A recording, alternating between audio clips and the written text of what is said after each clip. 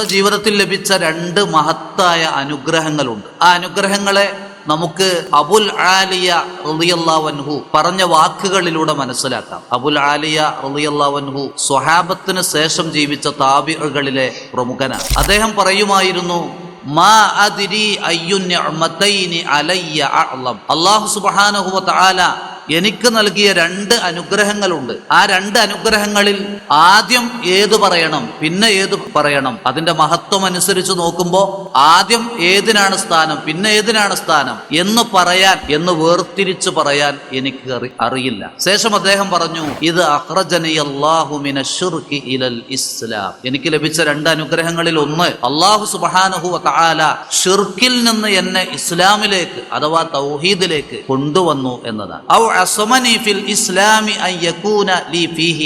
രണ്ടാമത്തെ അനുഗ്രഹം എന്നത്, മുസ്ലിമായ ശേഷം എനിക്ക് എന്റെ ഇച്ഛക്കൊത്ത് എന്റെ തോന്നലുകൾക്കനുസരിച്ച് പ്രവർത്തിക്കേണ്ടി വന്നിട്ടില്ല. കാരണം മനുഷ്യരൊക്കെ സ്വാഭാവികമായും പലപ്പോഴും അവനവന്റെ തോന്നലുകൾ അവന്റെ മനസ്സിൽ തോന്നിയതിനനുസരിച്ച് പ്രവർത്തിച്ചു കൊണ്ടിരിക്കുക. അതിൽ നിന്ന് എനിക്ക് രക്ഷ ലഭിച്ചു എന്ന് പറഞ്ഞാൽ, മുസ്ലിമായ ശേഷം അള്ളാഹു എന്തു പറഞ്ഞോ, നബി സല്ലല്ലാഹു അലൈഹി വസല്ലം എന്തു പറഞ്ഞോ അതനുസരിച്ച് പോകാനാണ് എനിക്ക് കഴിഞ്ഞത്. അത് എനിക്ക് ലഭിച്ച ഒരു വലിയ ഭാഗ്യമാണ്. യഥാർത്ഥത്തിൽ നമുക്കൊക്കെ ഈ രണ്ട് അനുഗ്രഹങ്ങൾ ലഭിച്ചിട്ടുണ്ട്. ശിർക്കിൽ നിന്ന് രക്ഷപ്പെട്ട് ആ തൗഹീദിന്റെ വെളിച്ചം, അതോടൊപ്പം ബിദ്അത്തിൽ നിന്ന് കരകയറാനും സുന്നത്തുകൾ തിരിച്ചറിയാനും ആ സുന്നത്തുകൾ ജീവിതത്തിൽ പകർത്താനുമൊക്കെ അവസരം ലഭിച്ചു എന്നതാണ്.